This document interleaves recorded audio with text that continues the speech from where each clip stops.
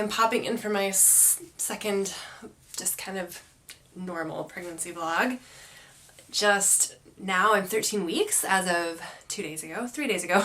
So I guess I'm 13 and a half weeks now. So it's been about 4 weeks since I last made a video like this, and it seemed like a good time to make another. Since I'm 13 and a half weeks, that means that second trimester is right around the corner, which feels crazy. It's been a really eventful last 4 weeks, I guess, in several senses. We started telling pretty much everyone. We went widely public with announcing our pregnancy on Christmas Eve, which was nearly 2 weeks ago, I guess. And that was really fun. We made a really cute Christmas card. I had kind of a creative inspiration moment that morning, and I told my kids and my husband that all I wanted for Christmas was for them to go outside with me and take a picture in the yard with all of our animals, and that I would turn it into a digital Christmas card and a birth announcement, or a pregnancy announcement. So they were really good sports. I did have to bribe them with chocolate, but they did great. So here's us and our 3 cats and our 7 chickens in one picture. And we brought the Moses basket out to show that that's where the baby will be in July. So we did that on kind of like our personal Facebook pages and emailed that out also to key friends and family members. And then just this week, I did a public announcement on my 2 business pages. So on my Brooke Collier Photography Instagram account, I announced that to my email list for that business as well. And then even just today, actually, I announced it on my Sister Birth Instagram account. And it's been fun to let that news get out more.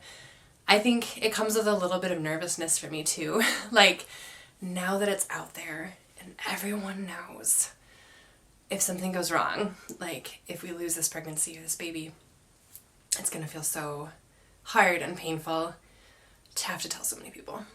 But I'm trying not to dwell there. You'll notice this theme with me probably, because I think I talked about it in the last video too, that I think I live with a pretty constant low-grade fear of having a loss. And I think it just kind of comes with the territory for me, because it's been there every time, and the best I can do is not let it control me. But on the reassuring end of that is we got to hear the baby's heartbeat. That's another significant thing that's happened since my last video. I still have not made any appointments with midwives, or even called any of them at all, and that still feels good and right to me. I don't really have an impulse or desire to do that still. We're just trucking along, not feeling like we require a lot of help or assistance or looking after right now in ways that I can't do for myself. But when you are a birth geek and a birth worker, and you have a lot of friends who are birth geeks and birth workers, you're bound to know at least one person who owns a Doppler, right? That's definitely true for me. And so I asked one of my friends who has one when I was 10 and a half weeks if I could just come over and have her help me listen for a heartbeat. And I was really nervous coming into it that we wouldn't find one, even though I knew that I shouldn't be necessarily upset if we didn't find it, because that 10 weeks mark is kind of right on the edge of when you might be lucky enough to hear it. But when I laid down on the couch, my uterus was very obviously above the pubic bone by like 2 to 3 finger widths, which is like more than I would expect actually for how far along it was then, which might mean that my dates are off, or it might just mean that this is my 5th baby and my uterus remembers how to get big really quickly. So time will tell. Fundal height measurements only become like reliably indicative of your gestation at about 20 weeks, so I'll just continue to keep an eye on it. Anyway, since my uterus was so obvious when I laid down, we felt like, okay, we're probably gonna find it, and sure enough, we did. And that was really special. It was pretty fleeting and short, probably because babies don't really like it. I don't think babies like Doppler, which made me a little hesitant to do it at all. You could tell the baby was definitely trying to dodge it, but twice we got to hear just enough to kind of give me that reassurance that there is a living baby in my body.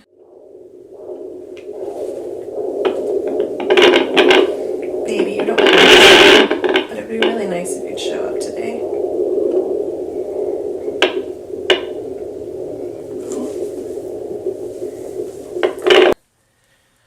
And I've been feeling fetal movement a little bit. Like I felt it, I swear, early on, like 8 to 9 weeks, even 10 a little. And then right now I seem to be in a little bit of a dead space. I'm not feeling as much. And I will be honest, that has put me into a lot of anxiety and worst case scenario thinking at points where I've really feared that means the baby's gone. But actually just yesterday, I think I felt a lot again of movement. And a couple of friends have told me in different Facebook birth groups that I'm in that they also felt movement really early on with for pregnancies 3, 4, 5 and beyond. And then we kind of have like a space of several weeks between about 9 or 10 weeks and 15 to 16 weeks where they wouldn't feel it. So that was reassuring to me as well. And again, I'm just choosing not to camp out in that fearful space. I made some notes about what else I wanted to talk about here. Let's see. Emotionally, I'm still, I'm good. Like, besides the fear that I've mentioned, which comes and goes in waves, I find that pregnancy evens me out. So this past year had been really a time of a lot of anxiety for me, but I'm not experiencing that since I got pregnant. Like like I said, I have these fears about losing the baby, but it's different than the like anxiety. I don't know if that makes sense.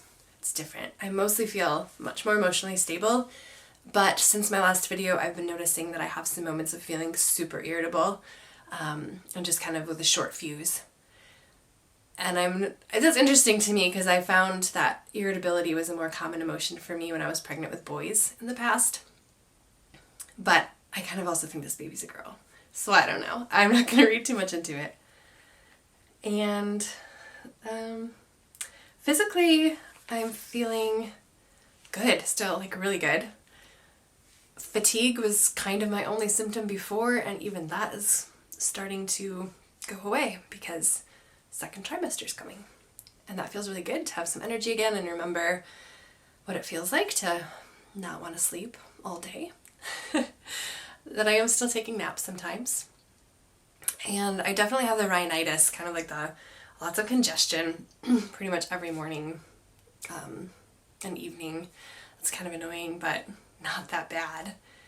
I've definitely popped.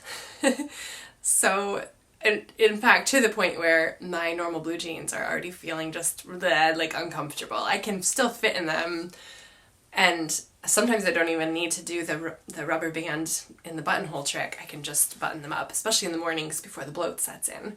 But they just feel like not good. So yesterday I spent a lot of time driving around and picking up some maternity clothes that several friends were willing to lend me. And I have a few more in the works who have said that I can come borrow from them as well. So I'll be doing that shortly. And my dad just ordered me my dream pregnancy leggings that I've been dying to try out. They're the ones by Blanqui, Blanqui. I'm not even sure if I'm pronouncing it right, but they have the built-in support, and I think that will be awesome because I find that I really have needed that in the past, but those strap-on Velcro belly bands for support are just uncomfortable and itchy and bulky, and so I think these leggings will be amazing. I'm also feeling emotionally strangely unambitious. So I am a entrepreneur and a small business owner. I'm self-employed. I'm a one-woman show really, but I have my photography business, and then I've had this doula birth work business, as well as having created an online course for pregnancy, birth, and postpartum for holistic, faith-based women. And so it's all these endeavors that I usually have so much just kind of drive to accomplish and make things happen and see things move forward. And ever since I've gotten pregnant, I don't really care. So that's very strange. The oomph and the drive seem just a bit absent. And again, it might just be because of that fatigue of first trimester, but I'm just kind of watching it with curiosity to see what happens there. I feel like every pregnancy changes us and rewires parts of us, and I just wonder how I might be changing right now and what the future may or may not hold. I'm still keeping up with things, but the drive is gone, if that makes sense. I wanted to share with you too a couple of books that I've been looking at a lot lately as companions while considering and planning for a likely unassisted birth or free birth. This first one I got since my last baby was born. It's called Freebirth by Sarah Schmid. The subtitle is Self-Directed Pregnancy and Birth. And I found this one because I first found Sarah Schmid on YouTube. She's a German physician. She has, I think now, like 8 children perhaps, but when I first started following her, I think she had 6. And almost all of them were free births. And she posts the videos of all of them on YouTube. They're incredible, really raw. They're not like artsy fartsy. They're just her husband filming her having babies. And she's just been really inspiring to me, so I had wanted to read her book, even just as a birth worker, to kind of wrap my head around some of those different birthing choices. And it's just a really handy, practical book. The first half of it is all completely practical stuff about prenatal care and birth and postpartum, and then the second half of it is free birth stories from real women around Europe. It was kind of a hard book to find because I don't think it's published in the US, but somehow I tracked it down. I do recommend it. And then the other one is more recently come to my attention. It's by someone named Heather Baker, traditional midwife, and the title is Home Birth on Your Own Terms, a how-to guide for birthing unassisted. This one's really great too. Heather is American, and this book is, just really practical, and very holistic. She talks a lot about herbs and essential oils and just a lot of holistic practices, homeopathy, tons of practical tips for prenatal care, birth, and postpartum as well. And it's not a lot in here that I didn't already know, but I'm really glad to have it on hand because it kind of consolidates and puts it all into one place. A lot of the most pertinent, relevant information. And I'm hoping that I can get my husband to read it, or at least kind of thumb through it and dip in and out of the parts that seem the most relative or relevant to him. We have had more conversations recently about the idea of a free birth, and just uncovering that there's still some aspects of that idea that he's nervous about. So I'm hoping that as he and I dive deeper into the specifics of those fears and gain knowledge and a plan, that perhaps that fear can shrink down to size a bit. And I don't mean that it'll ever go away, because I think that fear is a natural part of birth no matter where we have our babies or how we have our babies. And I think it's appropriate that it's there, because it's not something to be flippant about. It is risky, and birth does bring us up against the edges of death. It does. Every time, even when we don't think it does, even when we have this illusion of being safe and invincible, we're not. So I think it's good to recognize that I have fear about that, and then to look it in the face and have a dialogue with it and let it teach us or lead us to the things that we need to know or uncover or explore. So I'm happy to do that work with him and within myself, and we'll keep working away at that. I think that was it for this time. Yeah. If you have any questions, I welcome them. Leave them below, and I will really try to come through and answer them again.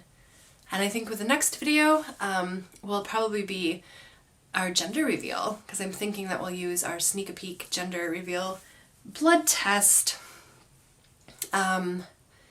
sometime in early to mid-February.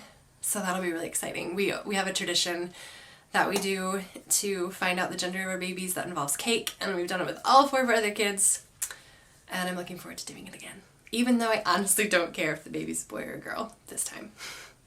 So thanks for listening. Wherever you are in your journey, I wish you the best, and I'll see you soon.